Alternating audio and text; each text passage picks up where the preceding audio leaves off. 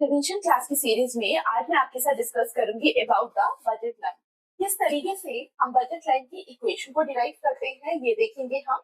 किस तरीके से ये इक्वेशन हमारे पास आती है, इट इज इम्पोर्टेंट, ये हम सबको पता होना चाहिए। और दूसरा मैं आप लोगों के साथ डिस्कस करूंगी कि किस तरीके से हम Y intercept that is this term इसको डिराइव करते हैं और किस तरीके से हम एक्स इंटरसेप्ट मतलब ये जो पॉइंट है हम इसकी वैल्यू को डिराइव करते हैं, ये हम देखेंगे।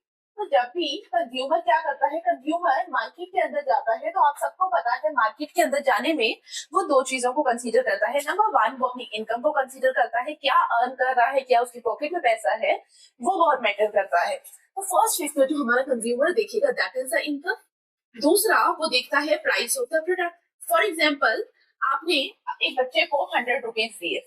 100 रुपीज जब आपने दिए, आपने बोला आप इससे दो कॉमोडिटीज एक्स एंड वाई लेकर आओ।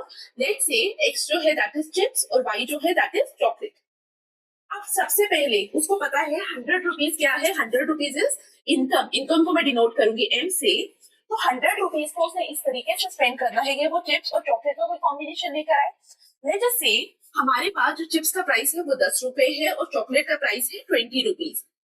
वो मार्केट के अंदर गया, जब उसने 4 पैकेट चिप्स के परचेज किए तो price of chips multiply by quantity of chips into 4। ठीक है, तो हमारे पास क्या आ गया 40। रिमेनिंग कितना बचा 100 माइनस 40 दैट इज 60। तो उसने 60 को कैसे स्पेंड करेगा, वो 20 into 3 is equal to 60 so that उसकी जो इंटायर इनकम है, इंटायर पॉकेट मनी है, वो स्पेंड हो जाए। तो आप लोग देख पा रहे होंगे हम लोगों ने एंटायर इनकम को कैलकुलेट करने के लिए क्या किया, price of X into quantity of X plus price of Y into quantity of Y is equal to M. This is basically the budget line. कई बार हम लोग क्या करते हैं, कई बार हम क्यू एक्स लिखते हैं नोटेशन पे, कई बार जस्ट एक्स लिखते हैं।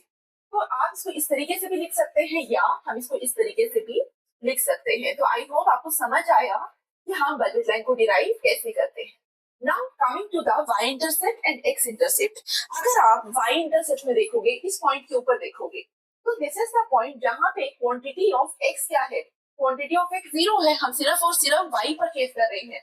तो मेरे पास ये जो पर्टिकुलर इक्वेशन है, अगर मैं इसमें qx 0 डाल दूं तो मेरे पास क्या आएगा, py qy is equal to m। तो मेरे को qy चाहिए, qy is equal to m divided by py।